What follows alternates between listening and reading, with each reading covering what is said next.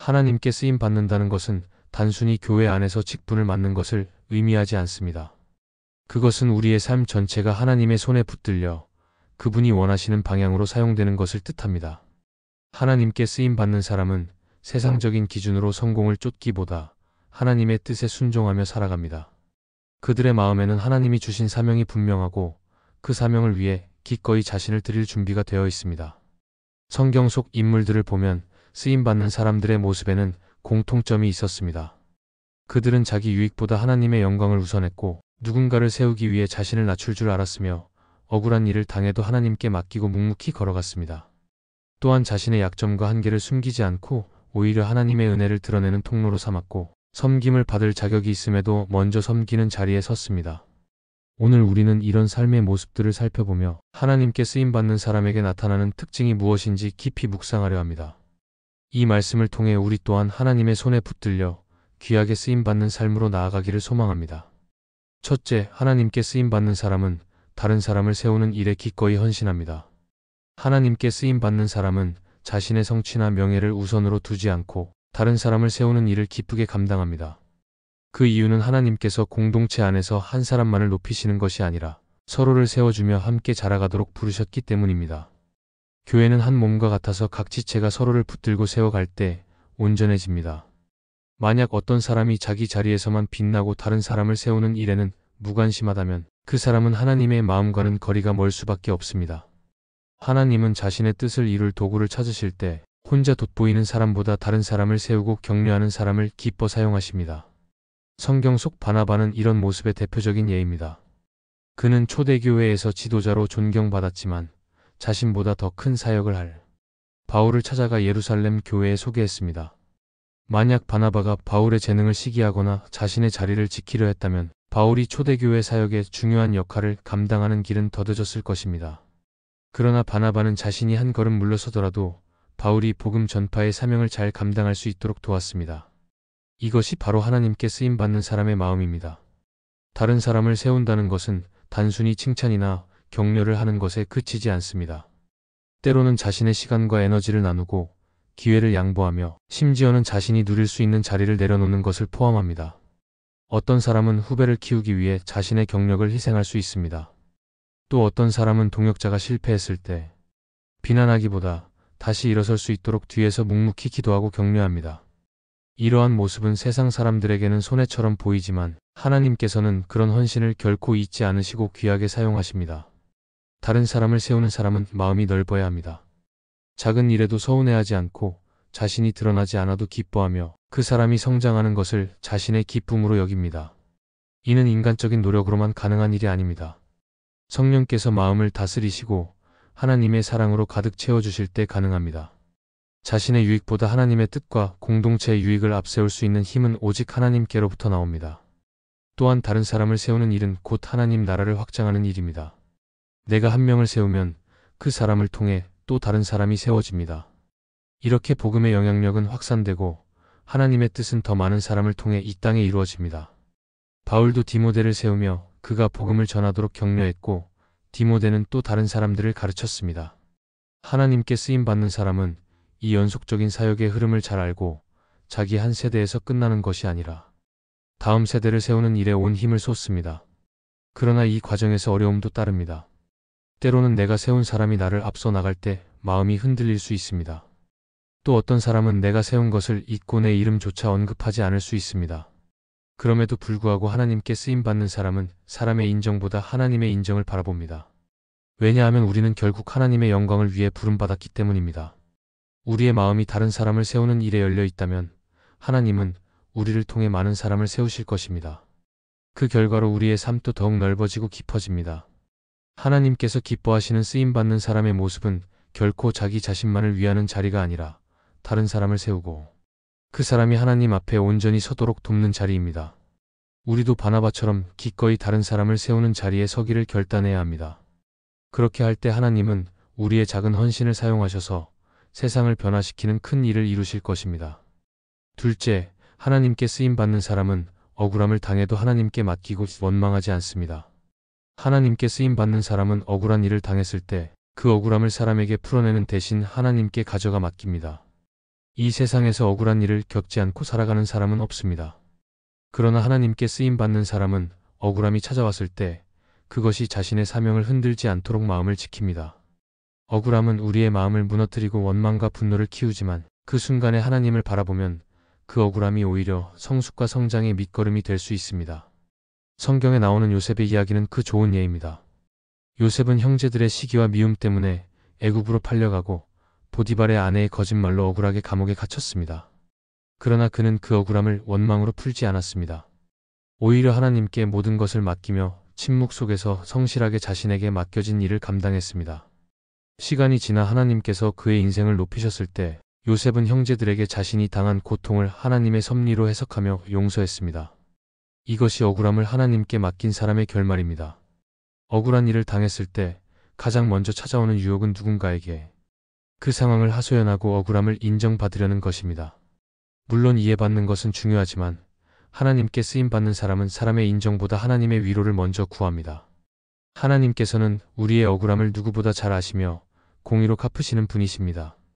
우리의 입술로 스스로를 변호하려 할 때는 오히려 더 큰 오해를 살 수 있지만 하나님께 맡기면 그분의 때에 가장 선하고 완전한 방법으로 갚아주십니다. 억울함을 맡긴다는 것은 단순히 참고 아무 말도 하지 않는 것이 아니라 마음속 깊이 그 상황의 주권이 하나님께 있음을 인정하는 것입니다. 하나님이 나의 삶을 주관하시고 나를 향한 계획이 선하다는 믿음이 있을 때 우리는 억울한 상황에서도 무너지지 않습니다. 이 믿음이 없으면 억울함은 쉽게 원망으로 바뀌고 원망은 하나님께 쓰임받는 길을 막아버립니다. 하나님께 쓰임받는 사람은 억울한 일을 통해 하나님의 성품을 배웁니다. 그 과정에서 오래 참음과 온유함이 자라며 다른 사람의 고통을 더 깊이 이해하게 됩니다. 억울함을 경험한 사람은 억울한 상황에 놓인 다른 사람을 위로할 수 있는 사람이 됩니다. 하나님께서는 우리의 아픔마저도 다른 사람을 살리는 도구로 바꾸십니다. 또한 억울함을 하나님께 맡기는 것은 복음을 전하는 중요한 증거가 됩니다. 세상 사람들은 보통 억울하면 분노하고 보복하지만 하나님의 사람은 용서와 인내로 반응합니다.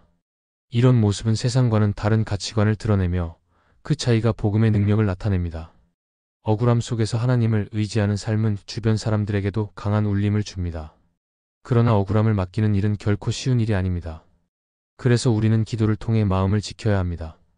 억울한 마음이 들 때 그 상황과 감정을 있는 그대로 하나님께 아뢰고 그분의 위로를 구해야 합니다. 기도 속에서 하나님은 우리의 마음을 다스리시고 억울함이 분노로 번지지 않도록 막아주십니다. 동시에 용서할 수 있는 힘과 상황을 새롭게 해석할 지혜를 주십니다. 하나님께 쓰임받는 사람은 억울한 일을 통해 더 강하고 깊은 사람으로 빚어집니다. 억울함을 억지로 잊는 것이 아니라 그것을 하나님의 손에 맡겨 새로운 열매로 바꾸어 가는 것입니다. 우리는 억울한 순간에 선택해야 합니다. 그 억울함이 내 마음을 갉아먹게 할 것인지 아니면 하나님께 맡겨 내 영혼을 지키게 할 것인지. 하나님께 쓰임받는 사람은 후자를 선택합니다. 우리도 오늘 살아가면서 억울한 일을 겪을 때마다 하나님께 맡기고 그 상황 속에서 하나님의 선하신 뜻을 바라볼 수 있기를 바랍니다. 그렇게 할 때 하나님은 우리의 억울함을 의의 열매로 바꾸시고 우리의 삶을 더 크고 귀하게 사용하실 것입니다. 셋째, 하나님께 쓰임받는 사람은 자신의 약점을 숨기지 않고 하나님의 은혜로 다룹니다. 하나님께 쓰임받는 사람은 자신의 강점만으로 사역하거나 사람들에게 좋은 면만 보이려 하지 않습니다. 오히려 약점과 한계를 인정하고 그것을 하나님의 은혜로 다루어 갑니다. 사람은 누구나 연약한 부분을 가지고 있지만 하나님은 우리의 강점보다 약점을 통해 더 크게 일하실 때가 많습니다. 약점은 우리가 하나님을 의지하도록 만드는 통로이기 때문입니다. 사도 바울의 고백이 이를 잘 보여줍니다. 그는 자신의 육체의 가시로 인해 하나님께 3번 간절히 기도했으나 하나님은 그 가시를 거두지 않으셨습니다. 대신 하나님은 내 은혜가 내게 족하다고 말씀하셨습니다. 바울은 이 말씀을 통해 자신의 약점이 하나님의 능력을 드러내는 기회가 된다는 것을 깨달았습니다. 그래서 그는 오히려 자신의 약함을 자랑하며 그 약함 속에 머무르는 그리스도의 능력을 기뻐했습니다. 하나님께 쓰임받는 사람은 자신의 약점을 감추려고 애쓰지 않습니다. 왜냐하면 약점을 숨기려고 하면 그것이 오히려 더 큰 부담이 되어 사명을 방해하기 때문입니다. 약점을 인정하는 순간 우리는 스스로의 완전함을 포기하고 하나님의 도우심을 구하게 됩니다. 그리고 하나님은 그런 겸손한 마음을 기쁘게 보시고 약한 자를 강하게 세우십니다. 약점을 은혜로 다룬다는 것은 그 약점이 나를 무너뜨리는 이유가 아니라 하나님을 드러내는 이유가 되도록 방향을 바꾸는 것입니다. 예를 들어 말이 느리고 표현이 서툰 사람이라도 하나님 앞에서 성실히 말씀을 전하면 그 진심이 듣는 이의 마음을 움직일 수 있습니다. 오히려 자신의 부족함 때문에 더 많이 준비하고 기도하는 사람이 되어 그 결과 하나님의 능력이 더욱 분명하게 나타납니다. 또한 약점을 인정하는 사람은 다른 사람의 연약함을 비난하지 않습니다. 자신도 약한 부분이 있음을 알기에 다른 이의 부족함을 이해하고 감싸줄 수 있습니다. 이런 태도는 공동체 안에서 신뢰를 만들고 서로를 세우는 관계를 형성하게 합니다. 하나님은 이런 사람을 통해 공동체를 살리십니다. 문제는 많은 사람이 약점을 부끄럽게 여기고 감추려 한다는 것입니다. 그러나 하나님은 우리가 강하기 때문에 쓰시는 것이 아니라 약할 때도 순종하기 때문에 쓰십니다. 약점 속에서도 믿음을 지키고 하나님을 의지하는 모습은 세상 사람들에게도 깊은 울림을 줍니다. 사람들은 완벽한 사람에게서가 아니라 약하지만 하나님을 의지하는 사람에게서 진정한 믿음을 봅니다. 또한 약점을 인정하는 것은 영적 전쟁에서 중요한 무기가 됩니다. 사탄은 우리의 약점을 이용해 낙심시키고 사명에서 물러나게 만들려 하지만 우리가 이미 하나님 앞에 그것을 내려놓았다면 사탄이 붙잡을 틈이 없습니다. 약점이 드러나도 그것이 더 이상 수치가 아니라 은혜의 증거가 되기 때문입니다. 약점을 은혜로 다루는 사람은 그 약점을 통해 하나님께 더 가까이 나아갑니다. 기도에서, 예배에서, 사역의 자리에서 하나님께 의지하는 법을 배우며 그 의지가 결국 그의 사명을 지탱하는 힘이 됩니다. 약점은 그 사람을 낮추지만 동시에 하나님을 높이는 도구가 됩니다. 우리도 삶 속에서 약점을 숨기기보다 하나님께 맡기는 훈련이 필요합니다. 그것이 성격적인 것이든 능력의 부족이든 건강의 약함이든 하나님께 솔직하게 고백하고 그분의 은혜를 구해야 합니다. 그러면 하나님은 그 약점을 통해 더 크고 놀라운 일을 이루실 것입니다. 결국 하나님께 쓰임받는 사람은 강한 사람이 아니라 약함을 하나님께 맡길 줄 아는 사람입니다. 약점은 우리의 실패가 아니라 하나님의 능력을 증거하는 기회가 됩니다.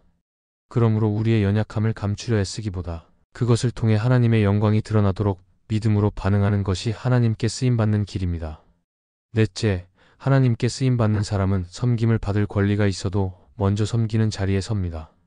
하나님께 귀하게 쓰임받는 사람은 자신이 어떤 위치에 있든 섬김의 본을 보입니다. 사역의 열매가 풍성하고 사람들이 존경하는 위치에 있다 하더라도 그 자리를 특권으로 여기지 않고 오히려 먼저 섬기려는 마음을 품습니다. 이는 예수님께서 보여주신 삶의 모습이기도 합니다. 예수님은 하나님의 아들이시지만 제자들의 발을 씻기시며 섬김의 본을 보이셨습니다. 제자들은 처음에는 그 행동을 이해하지 못했지만 시간이 지나면서 예수님의 행동 속에 담긴 깊은 사랑과 낮아짐의 의미를 깨달았습니다. 섬김을 받는 것은 사람이라면 누구나 좋아할 수 있는 일입니다. 그러나 하나님께 쓰임받는 사람은 자신의 사역이 커질수록 더욱 낮아집니다. 높아진 자리에서 더 많이 섬기는 이유는 그만큼 자신이 하나님께 받은 은혜가 크다는 것을 알기 때문입니다. 팀 켈러는 그의 책 탕부 하나님에서 이렇게 말했습니다. 하나님의 은혜를 깊이 경험한 사람은 다른 사람을 위해 자신을 기꺼이 내어준다. 그것이 은혜의 본질이기 때문이다. 은혜를 깊이 깨달은 사람일수록 섬김을 특권으로 여기고 기회가 있을 때마다 그 자리로 달려갑니다. 이러한 섬김은 단순히 사람을 돕는 수준을 넘어섭니다. 하나님께 쓰임받는 사람의 섬김은 영혼을 세우고 상처받은 사람을 치유하며 공동체를 살리는 힘을 가집니다. 권위가 있는 사람이 먼저 섬기는 모습은 보는 이로 하여금 마음의 문을 열게 합니다. 또한 그 모습은 단순한 선행이 아니라 하나님 나라의 가치가 이 땅에서 실현되는 장면이 됩니다. 바울도 이런 태도를 가졌습니다. 그는 사도로서 교회의 존경을 받을 자격이 있었지만 때로는 스스로 자비량하며 복음을 전했습니다. 자신이 누릴 수 있는 권리를 내려놓고 다른 사람의 유익을 위해 희생했습니다. 그 이유는 복음의 길이 조금이라도 막히지 않게 하기 위함이었습니다. 하나님께 쓰임받는 사람은 자신의 유익보다 하나님의 일을 우선시하며 그것을 위해 기꺼이 불편함을 감수합니다. 섬기는 자리에 서는 것은 쉽지 않습니다. 때로는 오해를 받을 수 있고 자신의 수고가 인정받지 못할 때도 있습니다. 그러나 하나님께 쓰임받는 사람은 사람의 인정보다 하나님의 기쁨을 더 소중히 여깁니다. 그 마음이 있기에 섬김이 멈추지 않고 오히려 시간이 지날수록 더 깊어집니다. 이러한 태도는 공동체 안에서 특별한 변화를 만듭니다. 섬김이 위에서부터 흘러갈 때 다른 사람들도 자연스럽게 그 본을 따라가게 됩니다. 리더가 먼저 낮아지면 공동체 안의 경쟁심이 사라지고 대신 서로 세우고 격려하는 문화가 자리 잡습니다. 하나님께 쓰임받는 사람은 바로 이런 변화를 일으키는 촉매제와 같습니다. 또한 먼저 섬기는 태도는 영적 전쟁에서도 강력한 무기가 됩니다. 세상은 권력을 쥐고 위에서 다스리려 하지만 하나님의 나라는 그 반대의 길을 걷습니다. 낮아짐과 섬김이야말로 사탄의 가치관을 무너뜨리고 하나님의 뜻을 드러내는 방법입니다. 예수님께서 십자가에서 자신을 내어주신 것이 그 대표적인 예입니다. 우리도 삶 속에서 섬김을 받을 자리에 설 수 있지만 하나님이 기뻐하시는 길은 먼저 섬기는 것입니다. 가정에서, 교회에서, 직장에서 내가 먼저 움직이고 작은 일부터 손을 내밀 때 하나님은 그 섬김을 통해 놀라운 일을 이루십니다. 섬김을 받을 권리가 있을 때 섬기는 사람, 그 사람이 바로 하나님께 크게 쓰임받는 사람입니다. 하나님께 쓰임받는 삶은 결코 우연히 주어지는 것이 아닙니다. 하나님은 그분의 뜻을 온전히 이루기 위해 준비된 사람, 마음과 삶이 하나님의 손에 완전히 맡겨진 사람을 사용하십니다. 오늘 우리가 살펴본 특징들은 단순한 행동 지침이 아니라 하나님이 기뻐하시는 마음의 태도와 삶의 방향을 보여줍니다. 다른 사람을 세우고 억울함을 하나님께 맡기며 자신의 약점을 은혜로 다루고 권리가 있어도 먼저 섬기는 사람, 바로 그 사람이 하나님의 계획 속에서 귀하게 쓰임받습니다. 이 길은 결코 쉽지 않지만 그 길의 끝에는 하나님의 기쁨과 하늘의 상급이 있습니다. 그러므로 우리는 오늘도 주님의 마음을 본받아 낮아지고 섬기며 믿음으로 걸어가야 합니다. 하나님은 이러한 사람을 반드시 찾으시고 그를 통해 세상을 변화시키십니다. 이 말씀이 마음의 은혜가 되셨다면 좋아요와 구독으로 함께 해주세요. 그리고 댓글에 아멘이라고 남겨주시면 하나님의 은혜가 더 많은 사람들에게 전해질 것입니다. 여러분의 삶 위에 하나님의 은혜가 언제나 함께 하시기를 바랍니다. 감사합니다.